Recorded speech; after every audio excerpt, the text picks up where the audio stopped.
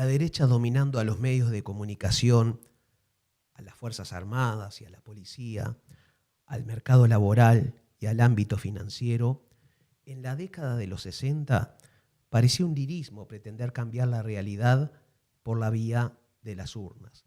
Este pensamiento llevó a miles de uruguayas y uruguayos a optar por las armas para derribar a la oligarquía, sin darse cuenta que al hacerlo le estaban dando al suprapoder la excusa perfecta para extremar sus métodos e imponer sus objetivos más inconfesables.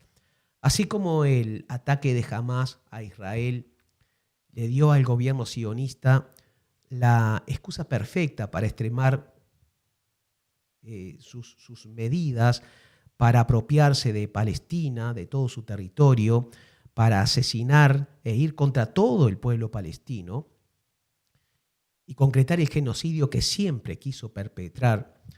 En los 60, para Estados Unidos no había nada mejor que el surgimiento de guerrillas en su patio trasero para justificar la imposición de dictaduras por aquí y por allá. Era paradójico que para salvarnos de una supuesta dictadura comunista que supuestamente se avecinaba, debíamos aceptar graciosamente las dictaduras impuestas por la Casa Blanca. La excusa era el comunismo, pero el objetivo era imponer un modelo económico. En los últimos días, la derecha ha vuelto a cuestionar el pasado guerrillero de José Mujica e incluso se ha insistido en recordar la ejecución del peón rural Pascasio Báez el 21 de diciembre de 1971, aun cuando es sabido que, si bien lo asesinaron los Tupamaros, el Pepe Mujica no tuvo nada que ver con ese episodio y posteriormente inclusive lo condenó, dijo que había sido una barbaridad o brutalidad. El hecho fue que el peón descubrió una tatucera con un arsenal del movimiento Tupamaro en la estancia Spartacus, que queda a unos 10 kilómetros de Pan de Azúcar en el departamento de Maldonado. Luego de tenerlo cautivo por un par de meses, se tomó la decisión de inyectarle una sobredosis de pentotal, más conocido como el suero de la verdad. Según Jorge Zabalza, la orden provino de un agente infiltrado de la dirección o la Secretaría de Informaciones del Estado llamado Tino Piris Budes. A Mujica le cuestionan entonces haber tomado las armas hace más de medio siglo. Llama la atención que quienes le señalan esto sean los mismos que se emocionan al recordar los levantamientos armados de Aparicio Saravia, tanto a fines del siglo XIX como inicios del siglo XX. Aparicio Saravia participó en la Revolución de las Lanzas entre 1870 y 1872, acompañando a Timoteo Aparicio en su lucha contra el gobierno del general Lorenzo Valle, padre de José Valle y Ordóñez. En 1875 se integró a la Revolución Tricolor contra el gobierno de Pedro Varela y también participó en la Revolución del 97. En 1904 se alzó en armas nuevamente, esta vez contra el primer gobierno de José Valle y Ordóñez, que tuvo dos presidencias. La primera comenzó en 1913 y la otra en 1911.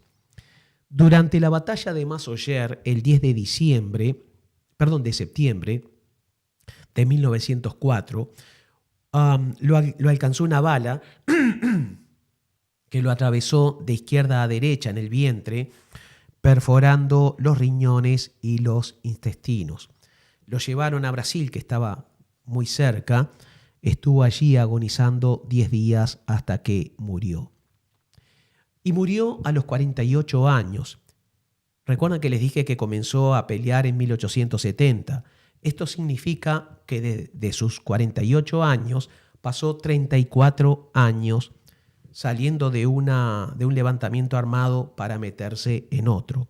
Y no digo de que siempre estuviera equivocado, a veces sí, a veces no. Este caudillo es una figura emblemática del Partido Nacional y ese Partido Nacional es el que condena a Mujica por haber tomado las armas en la segunda mitad del siglo XX.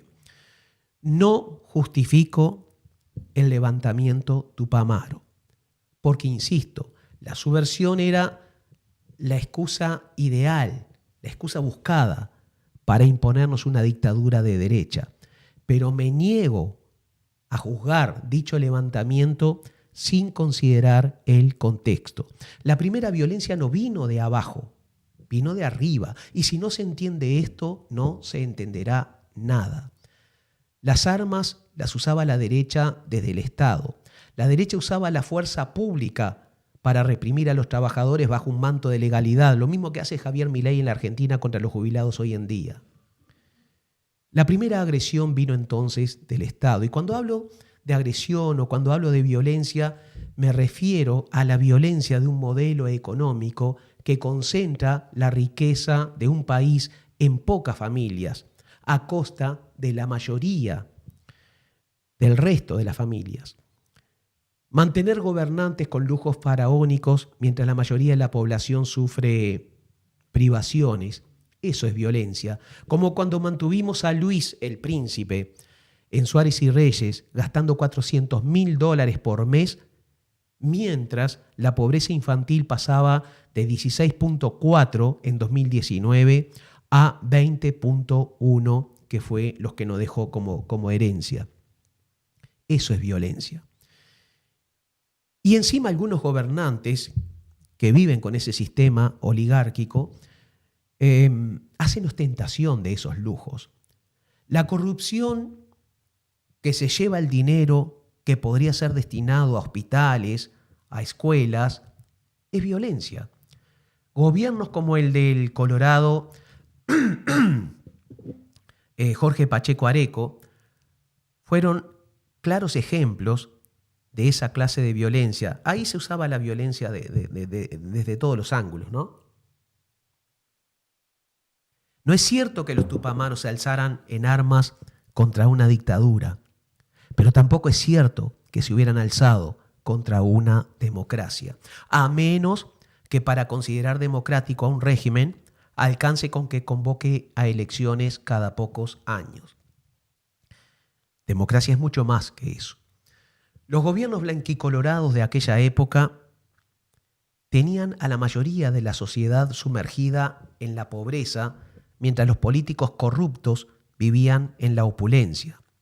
La oligarquía uruguaya dominaba a los medios de comunicación más poderosos y a la mayoría de senadores, diputados y ministros. Y mientras los integrantes de aquel sistema político delictivo se hacían millonarios, a los niños huérfanos los tiraban en el Consejo del Niño, muchas veces junto con adolescentes violadores. La policía metía picana y garrote sin problema y las comisarías eran verdaderos centros de tortura, no ilegales, no clandestinos, sino públicos. 500 familias eran las dueñas del país. Bueno, eso no ha cambiado mucho. Los trabajadores rurales eran explotados descaradamente y aún en las ciudades era muy común pagar por debajo del salario mínimo nacional. Yo era chico, pero me acuerdo de eso. Era un niño, ¿no?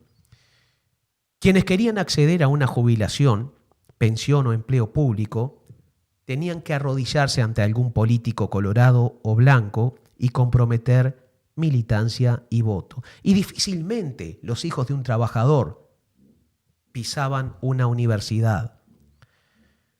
Ahora, aun cuando discrepe con el camino que tomaron, los grupos guerrilleros no fueron la causa, fueron la consecuencia.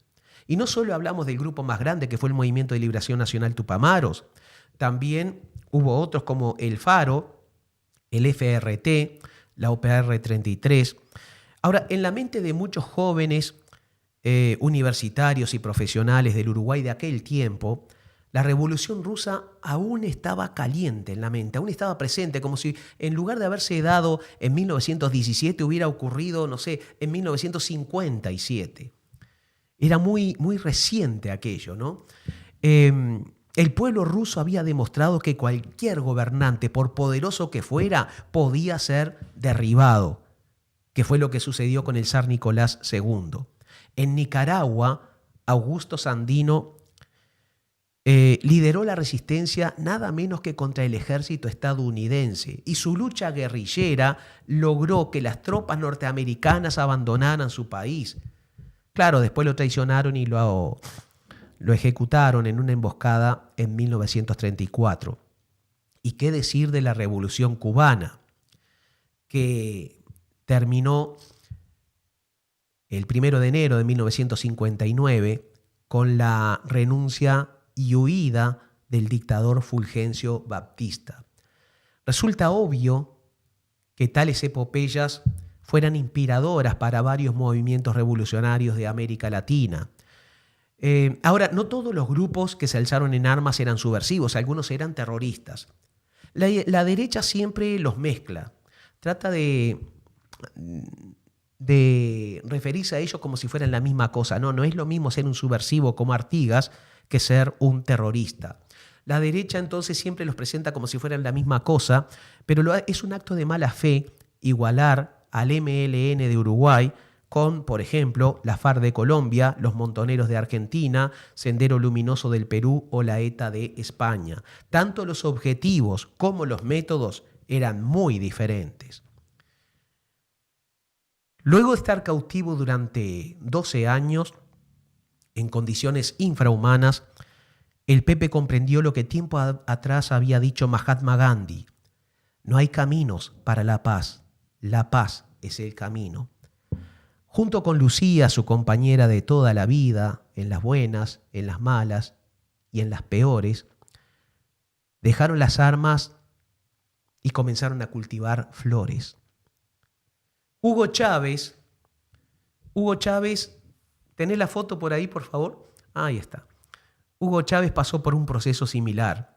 Luego de que el presidente Carlos Andrés Pérez ordenara la muerte y desaparición de miles de personas durante el famoso Caracazo, que eran protestas masivas por hechos de corrupción de este presidente, el militar entendió que la única manera de terminar con tanta corrupción y abuso era tomar el poder por asalto, y así lo intentó en 1992. El intento falló y Chávez fue encarcelado, siendo sobreseído posteriormente en 1994 por el presidente Rafael Caldera. Chávez renunció a la lucha armada, fundó el movimiento Quinta República, se presentó como candidato a presidente y arrasó con la derecha oligárquica venezolana una y otra vez, siempre por la vía de las urnas. Y finalmente predicó una revolución sin fusiles. Él decía: la revolución que ahora llevamos adelante es una revolución sin fusiles, es una revolución de mentes y de corazones. También el pacifista Nelson Mandela, si tenés ahí está, Nelson Mandela, llegó a pensar que no había otra opción que la vía armada para derrotar al apartheid. Aun cuando promovía las protestas no violentas, fundó y comandó el movimiento guerrillero MK, la Lanza de la Nación, en 1961.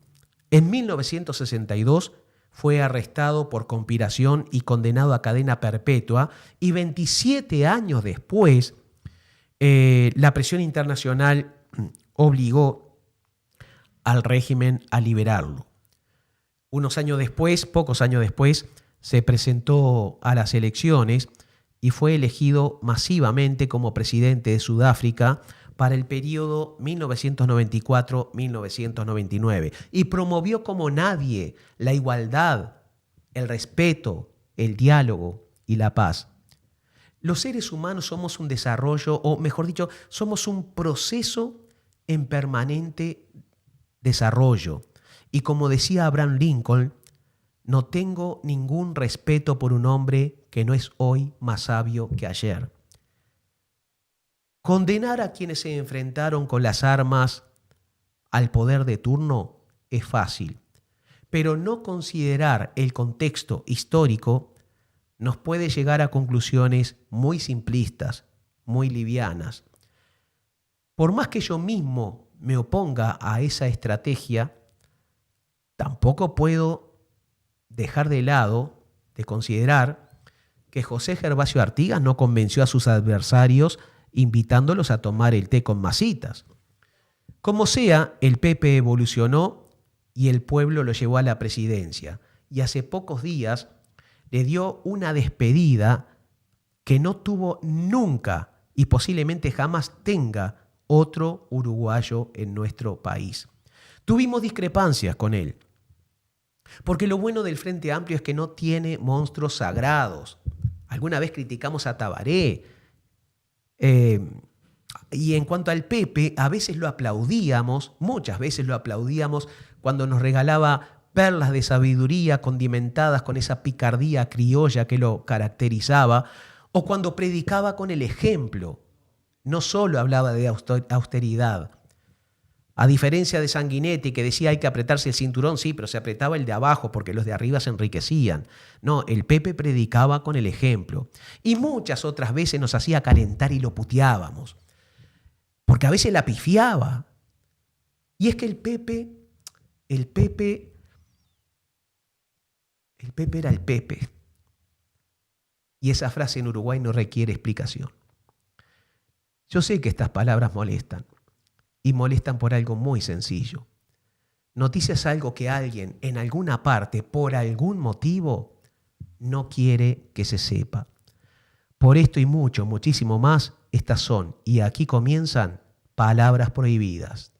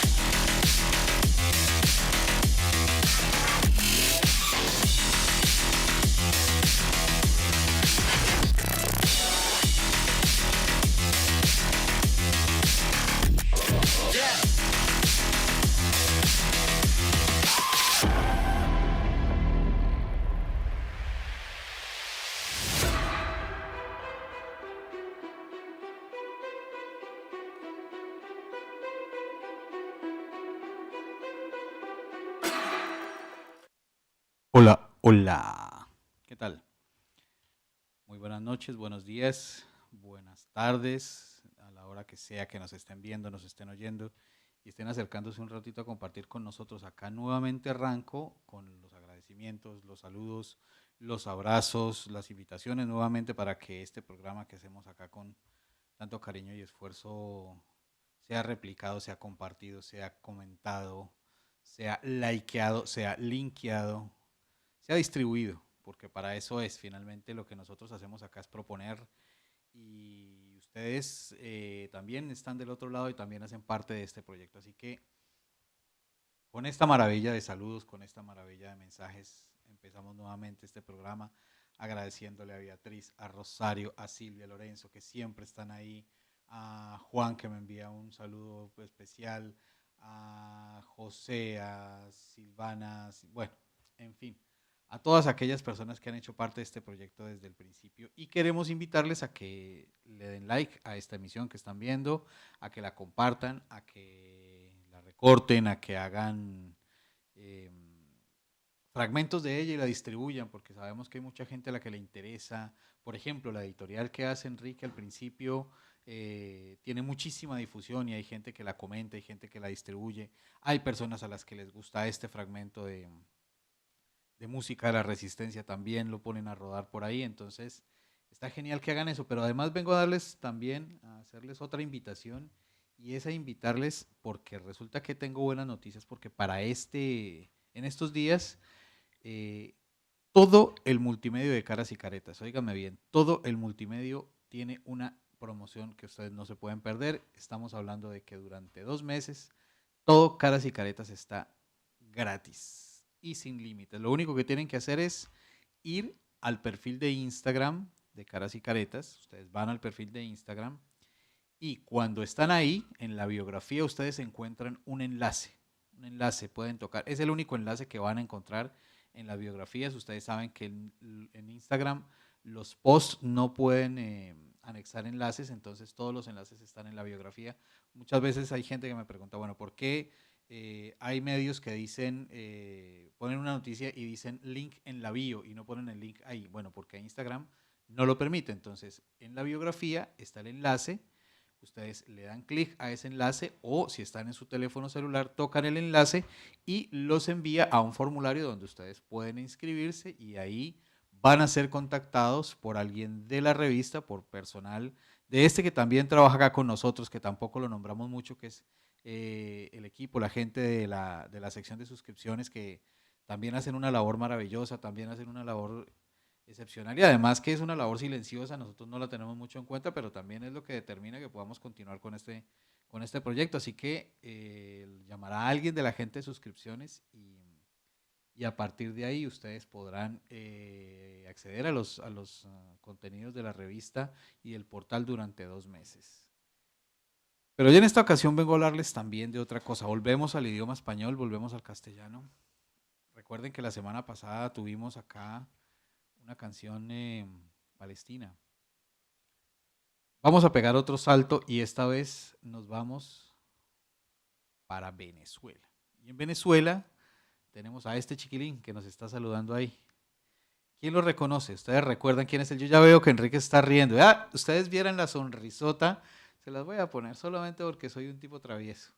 La sonrisa que tiene Enrique en este momento. Él no sabe los contenidos que yo traigo, solamente como un poco cuando nos sentamos acá 10, 15 minutos antes como a conversar, pero no sabe muy bien de qué voy a hablar cuando arrancamos. Sí, señores, este muchacho que ustedes están viendo acá, fue bautizado en 1941 con el nombre de Eli Rafael I Rosell. Fue el nombre que se le puso a este muchachito. No, no, no, no. Dice Enrique que pensé que era yo con barba. No, no, no, no, ya quisiera yo acercarme a esa estatura, aunque fuese un poco. No, no, no, no.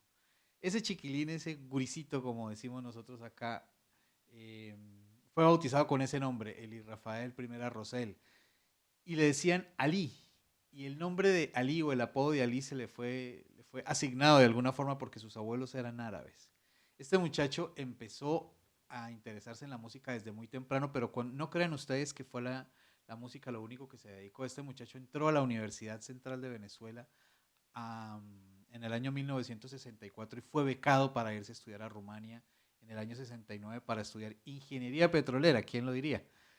¿Quién pensaría eso?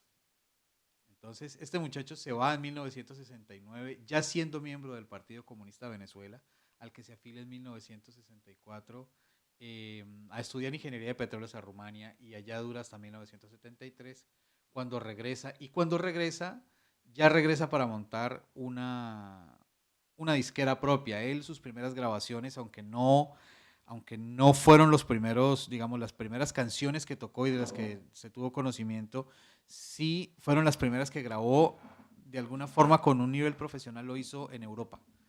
Pero él desde finales de los años, inicios de los años 60, finales de los 50, el hombre ya estaba dedicado a darle con todo a la música.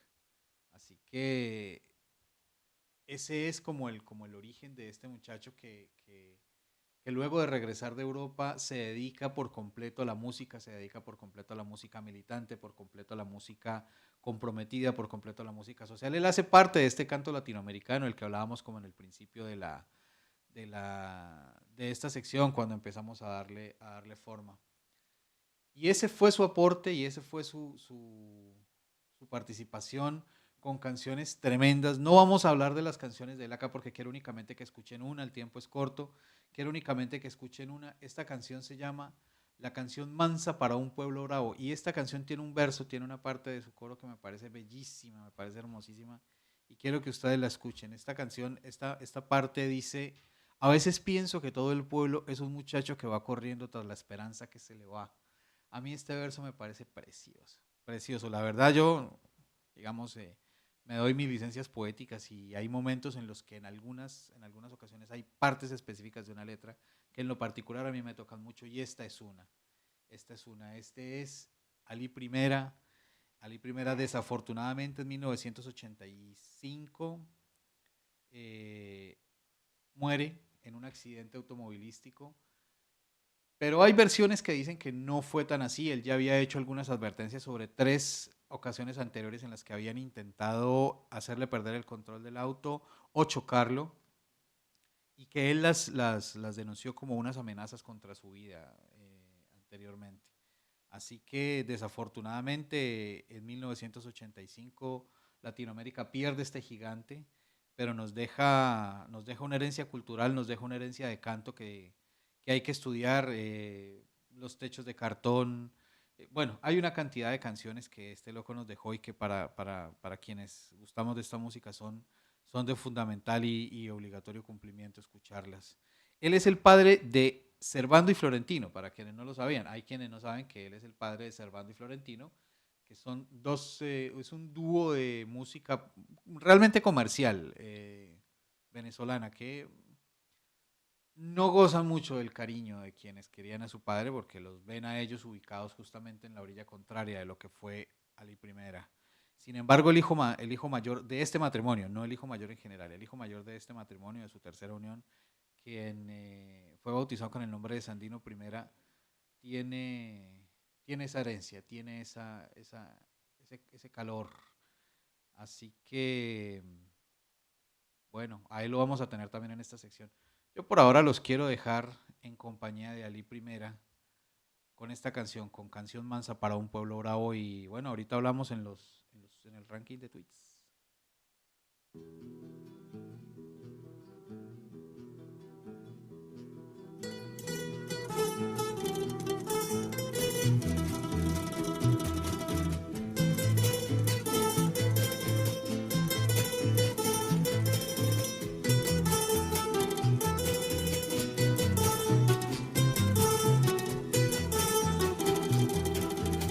El lagrimiar de las Cumaraguas está cubriendo toda mi tierra. Piden la vida y le dan un siglo, pero con tal que no pase nada en mi tierra mansa, mi mansa tierra.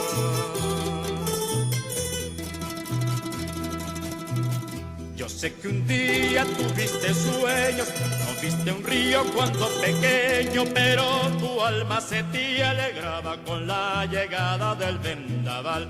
Huellas cansadas tienen tus pasos, pero aunque el río sea muy manso, poquito a poco se enfrenta al mar. Vuelve a tu canto de turpial, llena de gritos el cardonal. Hay semerucos allá en el cerro y un canto hermoso para cantar. Que semerucos allá en el cerro y ya la gente empezó a sembrar.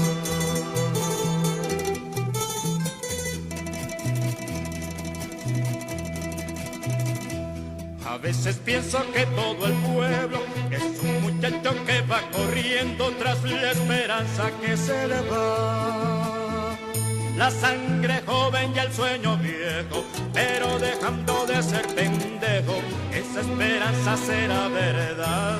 Vuelve a tu canto de turpial, llena de gritos el cardonal. Que hay semerucos allá en el cerro y un canto hermoso para cantar. Que semerucos allá en el cerro y ya la gente empezó a sembrar. Vuelve a tu canto de turpial, que el pueblo manso ya esmontarás. Vuelve a tu canto de turpial, llena de gritos el cardonal. Vuelve a tu canto de turpial, los zapamates ya se vistieron, como en Cuaresma los nazarenos. Dulce mejilla la de mi pueblo, que a la segunda le está doliendo a mi pueblo manso. Mi manso pueblo, vuelve a tu canto de turpial, llena de gritos el cardonal. Que hoy semerucos soy en el cerro y un canto hermoso para cantar. Que hoy semerucos soy en el cerro y ya la gente empezó a sembrar. Sol colorado, viento del este, se abren los brazos del gran durmiente. Alí Primera decía, cuando caigan las mordazas, se romperán las cadenas. Gracias, Germán. En otro orden de cosas, la Comisión Directiva del Club Nacional de Fútbol parece divorciada en cuestión de principios con lo que son las verdaderas estrellas, ¿no? A veces hay directivos que se creen las estrellas. Las estrellas son los jugadores, ¿no? Hasta cierto punto comprendo la posición que tienen, pero no deja de ser una postura cobarde, por decirlo de una manera tibia. No voy a leer todo, pero aquí está el comunicado. Dice: ante los hechos ocurridos en el día de ayer, en que los jugadores de nuestros planteles principales utilizaron una camiseta alusiva a los desaparecidos, la Comisión Directiva del Club Nacional de Fútbol se dirige a socios, hinchas y la opinión pública en general para expresar lo siguiente. Y bueno, hay una cantidad de párrafos a favor del respeto y la sensibilidad, la neutralidad institucional, etcétera, etcétera. Y dice, aclara en el párrafo 2 o punto 2, aclaración sobre lo sucedido. La utilización de dicha camiseta se debió a una desinteligencia interna y no contó con la autorización previa de la comisión directiva.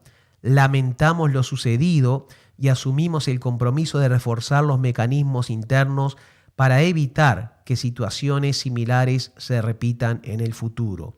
No lamenten lo sucedido porque ha sido motivo de aplauso del pueblo uruguayo. Lamenten esto, que es un acto de cobardía. ¿Cuándo van a comprender que reclamar la verdad sobre los detenidos desaparecidos no tiene que ver con política? Yo no te pido que seas blanco, que seas colorado, que seas frente amplista o que seas de otro partido. Lo que te pido es que seas una persona decente, una persona de bien, y una persona de bien tiene que reclamar justicia. Está bien expresarse contra el racismo, como se ha hecho mundialmente en varios estadios. ¿Y está mal expresarse contra esta infamia? Por favor. Y fíjense que, muy por el contrario, ¿tenés la carta de Ruglio por ahí? Ahí está. La voy a leer completa porque es breve. Hace unos días, esto lo dice Juan Ignacio Ruglio, ¿ya? Hace unos días, al igual que el año pasado, fui consultado por los jugadores del plantel principal de Peñarol.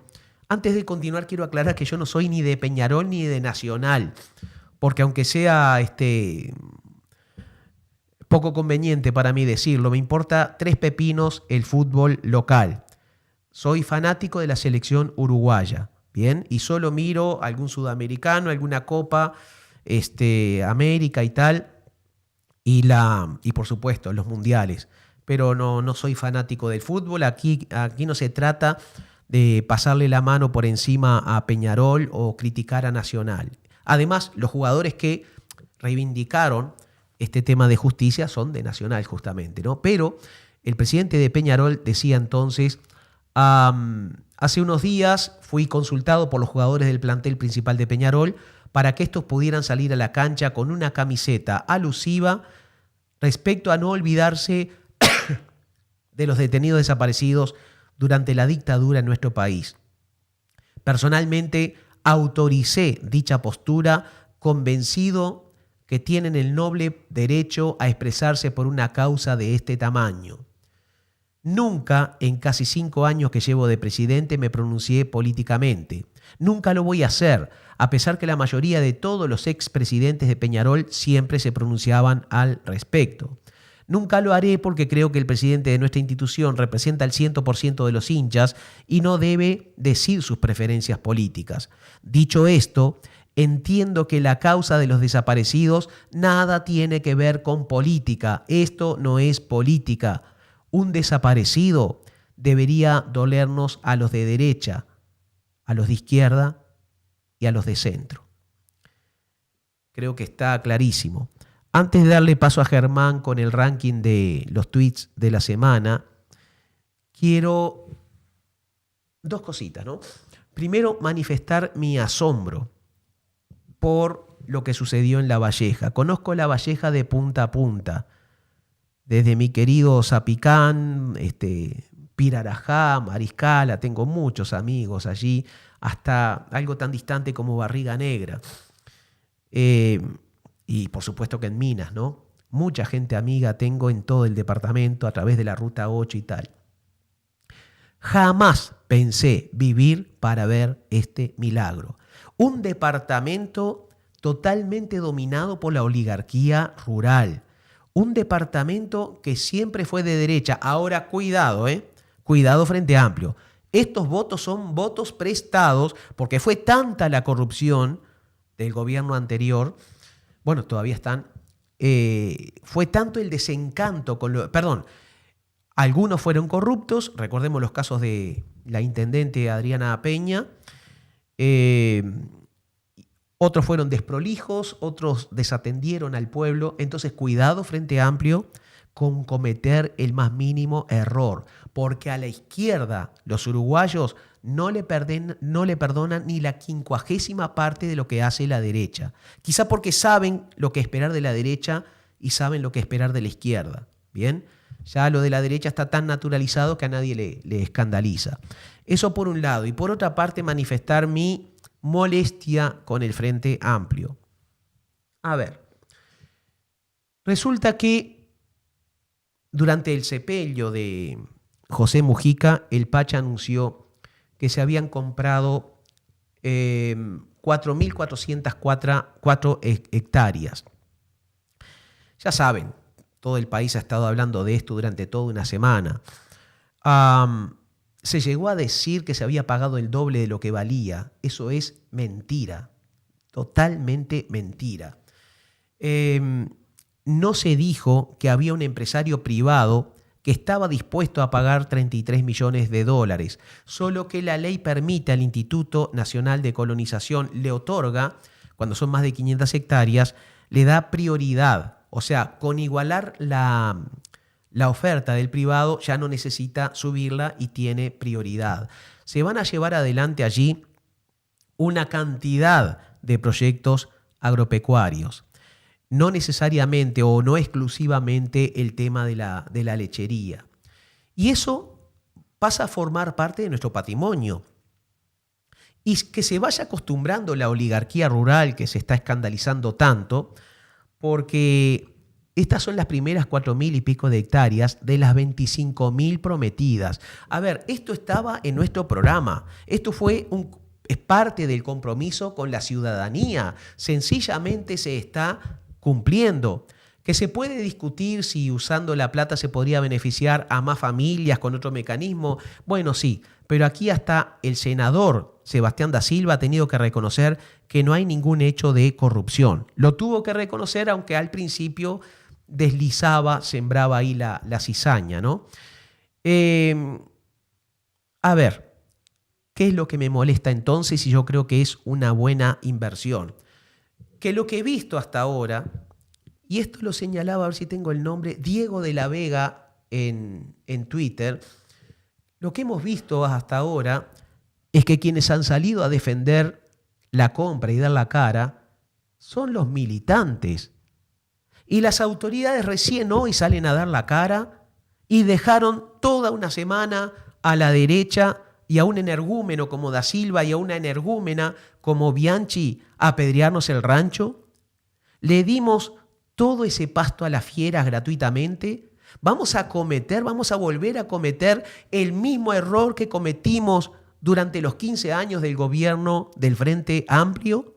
Vamos a seguir siendo ineptos en materia de comunicación. Me estoy entrando a calentar suavecito. Mira, Germán, te paso la posta. Menos mal que Frati, no he visto la conferencia todavía, pero hoy salió ya a aclarar. Pero, a ver, en el boxeo tú no puedes regalarle 5 rounds o 7 rounds al adversario poniendo la cara para que te golpee, esperando dar el golpe, no sé, en el 8º, 9º o 10º round, porque para entonces ya estás masacrado. Y ante la opinión pública hoy se instaló la idea de que fue una mala compra, de que fue una mala inversión, de que se despilfarró el dinero de los orientales. Dame un segundito, que todavía tengo un poco de veneno encima. La oligarquía rural no se queja cuando el Estado da millones de dólares en exoneraciones de impuestos a todo ese sector, o cuando la auxilia frente a inundaciones, o cuando la auxilia frente a sequías o alguna peste. Ah, no, ahí el dinero está bien gastado. Cuando se le da a los de arriba, pero cuando se le da a los de abajo, cuando se les da la oportunidad de trabajar la tierra al que quiere trabajarla, ahí no dijeron nada. Como no dijeron nada cuando el Instituto Nacional de Colonización le permitía usar de manera totalmente ilegal e inmoral a Manini Ríos, Álvaro Delgado, Enrique Antía y a algún otro caudillo del Partido Nacional. Por supuesto, Manini Ríos. El caso de Manini Ríos es un poquito más complejo, pero sí que varios caudillos del Partido Nacional aprovecharon las tierras del Instituto Nacional de Colonización y ni siquiera vivían ahí. Ni siquiera vivían ahí. Es más, Delgado le pagaba ahí a un peón 3 monedas, creo que eran 18.000 pesos y pico, para que trabajara esa tierra. Pero él, no sé si alguna vez iba por allí. Ahí no se quejaban los blancos, ahora se quejan cuando el dinero invierte en la gente que quiere trabajar la tierra. Señores, les guste o no les guste, el pueblo uruguayo votó este proyecto y este proyecto implica es que la tierra sea para el que la quiera trabajar. Te paso, Germán. Bueno, vuelvo. Efectivamente, Enrique. Si querés acá, ahí está. Ahí está, te saco de plano. Bueno, y además silencié tu micrófono para que puedas putear con tranquilidad desde allá al otro lado. Bueno, vamos a ver los tweets, si les parece. Empecemos por este de Darío Elque. Ustedes me van a disculpar porque yo sé que muchos de los usuarios que yo leo los leo mal, pero bueno, la vida es así, muchachos y muchachas. ¿Qué podemos hacer? Hay algunos de esos que no entiendo cómo están, digamos, de alguna forma, cómo es que los arroja el Twitter. Bien, vamos a hablar de morirte. El tweet empieza a decir, morirte y que salga El País Opinión cargado de odio y llanto miserable, a hablar mal de vos, por favor. No ambiciono otra fortuna ni reclamo más honor. Es una manera bastante interesante de decir, efectivamente, en el momento en el que hablen mal de uno ahí, es porque uno lo que está haciendo, bueno, parece ser que lo está haciendo bien. Luego sigue Tanque Shirley que dice, si digo que Aparicio Saravia fue un sedicioso subversivo, me cancelan, ¿no? Bueno, que era por donde venía la editorial de Enrique hace un rato. Diego Viñolo nos dice, nunca un político usó tanto las palabras amor y vida. Todos hablan de economía, crecimiento, ganancia, cadena de producción, pero de amor y de la vida nadie habló tanto como Mujica. Sí, esto es verdad. Hay un comunicado de, ustedes me disculparán por favor mi pronunciación del hebreo también, el comunicado de la Bnai B'rith de Uruguay ante el vandalismo contra su sede, donde denuncia que la mañana de hoy fue vandalizado el edificio de la nueva congregación israelita, donde tiene sede Bnai B'rith Uruguay. Este nuevo delito de odio no constituye un hecho aislado, sino que se inscribe en una preocupante escalada de manifestación de judeofobia que debe ser atendida con firmeza por parte de las autoridades. Roberto Mosteiro nos dice, parece que es más indignante una pintada en una pared que el asesinato de 20.000 niños, por poco, ¿no? Cada uno con sus prioridades, y con esto yo estoy totalmente de acuerdo y creo que hemos sido bastante claros en manifestarnos en este programa. Efectivamente, cada uno tiene sus prioridades y realmente lo que ocurre allá, volvemos a decirlo y no nos vamos a cansar de decirlo, es una ignominia, es una abominación, es una vergüenza y es un horror. Así que habrá que pintar millones de muros más, no va a haber un muro que quede limpio y no se borrará la vergüenza de lo que está ocurriendo allá. Así que, y no hay que olvidar tampoco que una cosa es rechazar las acciones del gobierno de Israel y otra cosa son las manifestaciones xenofóbicas y judeofóbicas. como si yo dijera aquí, y en esto me extiendo solamente 2 líneas para decir que si alguien no está de acuerdo con lo que yo digo, digo que es xenófobo y que odia a los extranjeros o que odia a los colombianos. No, no, no, no. Lo que yo digo, lo que yo hago puede tener personas que estén de acuerdo o no, pero eso no significa que esté de acuerdo o en contra de lo que yo soy. Yo soy colombiano, vine de otro país a este y hago mi trabajo aquí. Entonces, no hay que confundir las cosas que hace un Estado con repudiar lo que es una persona o un grupo de personas. Ojo con eso. Gilben dice, hoy se dio a conocer que en plena crisis hídrica Pepe Mujica fue el responsable de que los caños que se necesitaban para hacer trasvase del río San José al río Santa Lucía, fabricados en Brasil, llegaran rápidamente a Uruguay. Él nunca quiso que se sepa. Y Luis Lacalle Pou tampoco, evidentemente. Todos recordamos el manejo que se le dio a esa crisis hídrica por parte del gobierno central. Al Partido Nacional, dice Natalia Brites, al Partido Nacional le molesta darles tierras a los peones, a familias del campo, a esas que cada 5 años ellos van, se ponen poncho, boina, montan un caballo y les hablan bonito. No conciben repartir la tierra que ellos quieren concentrar, odian al pobre y no les gusta igualar para arriba. Y efectivamente, cada 5 años allá van con poncho, con el facón, con las botas, con la boina, a decir, oh, mira que somos iguales, vota por mí. Dice Milei, Arabela, dice Milei sobre muerte de Pepe Mujica que no se puede homenajear a alguien que ejerció la violencia, cuando él literalmente gasea jubilados en la plaza todas las semanas mientras los viejos reclaman por comida y medicamentos. Milei se va a morir como vive, solo y odiado. No sé, seguramente ni nos demos cuenta de cuando eso ocurra. José Manfredini nos dice, si analizamos las miles de hectáreas que tiene hoy la clase alta del Uruguay, los inicios fueron todas de papeles inexistentes, del comisario y del juez del pueblo, desde los 33 orientales hasta ahora. Hoy hay 4.000 hectáreas para peones, sus peones, ¿cómo les duele? Willanieri nos dice, bueno, esto es interesante. Mariana Pomies, la charlabarata de la consultora Cifra. La cita, ¿no? Delgado tiene chance de ser presidente. Lema tiene chance de ser intendente. En La Valleja el intendente Blanco será reelecto. Ojeda aumentará la votación de los colorados. Efectivamente, no le pegó a una. El doctor Gerson Vila dice, en cada víspera de un 20 de mayo aparecen los deforestados mentales que confunden derechos humanos con proselitismo. Doctor Vila, voy a tomarme la libertad de apropiarme de su término. Deforestados mentales, miren qué término más interesante. La hija del fletero nos dice, 30 años tuvieron que pasar, pero por fin, los 2 cuadros más convocantes del fútbol uruguayo salieron a la cancha reclamando por memoria, verdad y justicia. Falta mucho, pero es verdad, falta menos. Y finalmente esta ternura que pasó Enrique, que quiero dejárselas a ustedes acá, con lo que pasaría también a darle el paso a Enrique, y es esta foto que envió una madre, unos padres, no sé si será la madre o el padre, de dibujo que hizo su hijo. Paisandú, gracias Pepe por mi casa, te llevo en mi corazón. Ismael, de 6 años. Bueno, creo que homenaje como este, muy pocos y no sé si haya muchos más. Y por mi parte, por ahora, por esta semana, desde acá, desde este lado, desde atrás del cristal, me despido, les saludo, les abrazo.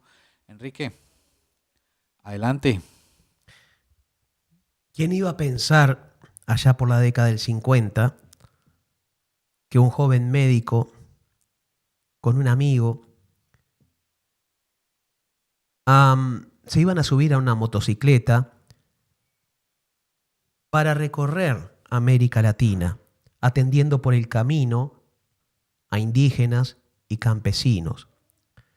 ¿Quién iba a pensar que al llegar a México se iban a encontrar con unos hermanos de apellido Castro que les hablaron de que en su país, Cuba, gobernaba un dictador, Fulgencio Baptista, y que Estados Unidos tenía allí instalado un centro mafioso y que Cuba era el prostíbulo del Caribe, regenteado por los norteamericanos? ¿Quién iba a pensar que ambos argentinos se iban a subir a un barquito que trasladaría a los primeros revolucionarios y cuyo nombre era Granma. Granma es la abreviación de grandmother, abuela, porque paradójicamente ese yate le había pertenecido a un norteamericano que le había bautizado en honor a su abuela. Llegaron en 1956 a Cuba y llevaron adelante una legendaria epopeya como guerra de guerrillas. El dictador Fulgencio Baptista se encontraba celebrando el fin de año cuando les avisaron en su palacio que los barbudos habían entrado en La Habana. De inmediato, el 1 de enero, renunció y se fugó con todos sus cómplices, ¿no? Posteriormente, Fidel lo nombró ministro de Hacienda a Ernesto Guevara, quien pasó a ser el Che Guevara. ¿Quién iba a imaginar en aquel tiempo que esas 3 letras, que ese apodo, se iba a convertir en un símbolo universal? El Che no era perfecto, igual que el Pepe tampoco lo era. No, son seres humanos con errores y con aciertos. También es cierto que la derecha, al igual que hizo con José Gervasio Artigas, le inventó una leyenda negra. Tengan cuidado con todo lo que lean por ahí, porque ni era perfecto ni era un demonio como lo pinta la derecha. Siendo ministro de Hacienda, le propuso a Fidel ir a liberar Bolivia y este le dijo: no, chicos, yo tengo que fortalecer la revolución aquí, no te puedo acompañar. Y el Che cometió un error estratégico ahí. Pero lo primero que quería decir es: ¿quién iba a imaginar que siendo argentino se iba a convertir en un símbolo máximo en Cuba al mismo nivel que el mismísimo Fidel Castro? Y lo logró por su heroísmo, por sus tácticas, por su liderazgo. Pero decía que en Bolivia cometió un grave error. Mao Zedong decía que una revolución se lleva adelante con 2 caños. El primero, el caño de un bolígrafo, y el segundo, el caño del fusil. Y él omitió el primer caño en Bolivia y no se dio cuenta de que el pueblo todavía no había despertado, vivía bajo la explotación y bajo el abuso, pero había naturalizado esa situación. Por lo tanto, apenas pudo conseguir menos de 30 guerrilleros. Ya saben ustedes que fueron acorralados en un cerro y que los militares mataron a todos. A él lo hirieron en una pierna y se lo llevaron a él y a otro amigo que también estaba herido a una escuela de un poblado llamado La Higuerita. Los colocaron a ambos en salones contiguos de la escuela. El Che, insisto, estaba herido en la pierna contra un rincón. Pasaron las horas y de pronto sintió una metralla en el salón de al lado y se dio cuenta que estaban ejecutando a su amigo. En cuanto al Che Guevara, esperaron, porque esperaban la orden de Estados Unidos y por radio, que era lo que se usaba en aquel tiempo, llegó la orden de ejecutarla.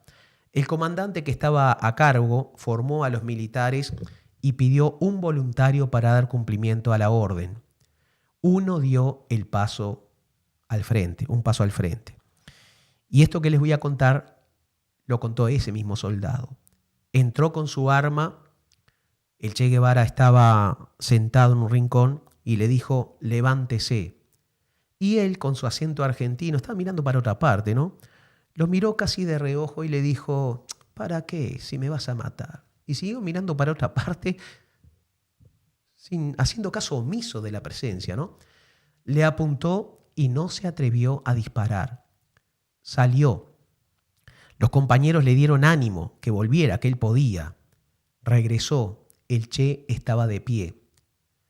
Le apuntó y comenta este militar que él lo miró con mansedumbre, que no insultó, que no imploró, que no decía nada, simplemente lo miraba. Le apuntó a la frente y no pudo disparar. Salió. Los compañeros le dieron para tomar unos tragos y entró por tercera y última vez. ¿Qué fue lo que dijo el Che Guevara antes de que lo ejecutaran? Y a mí me extraña muchísimo que esto se sepa tan poco. Las últimas palabras del Che Guevara, que yo las recuerdo y se me eriza la piel porque digo, la puta madre, qué cojones, discúlpenme el francés. No insultó, no imploró, no trató de negociar nada. Con el arma aquí dijo, deje de temblar ya, que va a matar a un hombre. Joder. Nos queremos despedir con la mejor versión, a mi juicio, que se ha hecho de la canción Hasta siempre, comandante, interpretada por esta chica Nathalie Cardone y con una historia contada de manera visual impactante. A ustedes les agradezco muchísimo que estén ahí. Nos veremos el martes que viene a la hora 20 y no olviden, apaguen la luz, cierren los ojos y antes llamen a su hijo o hija adolescente y díganle, bueno, no cierren los ojos esta vez no, porque hay que mirarlo. Escucha la letra y mira esto, que luego te voy a contar quién fue Ernesto el Che Guevara. Nos vemos.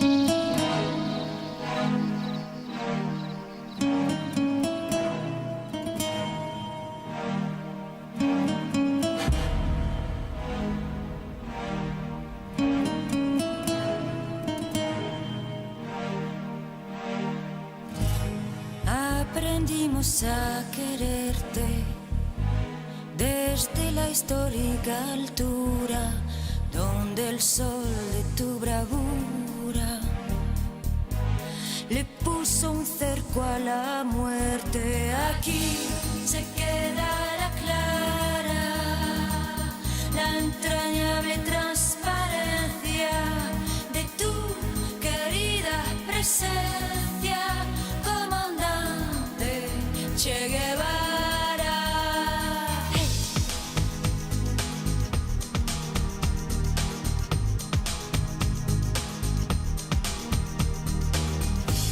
Vienes quemando la brisa con soles de primavera para plantar la bandera con la luz de tu sonrisa.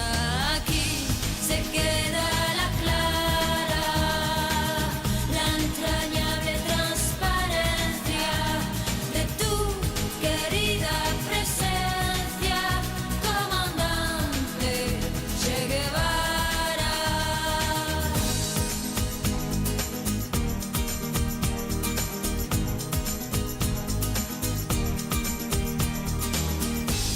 Tu amor revolucionario te conduce a nueva empresa donde esperan la firmeza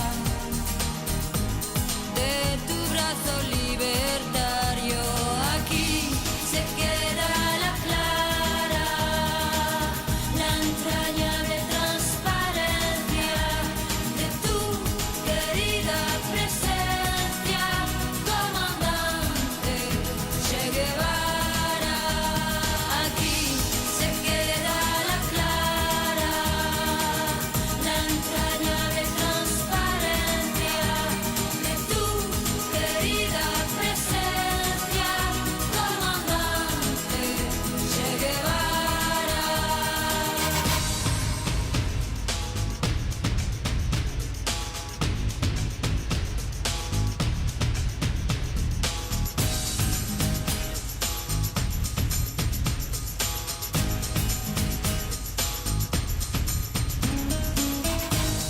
seguiremos adelante, como junto a ti seguimos.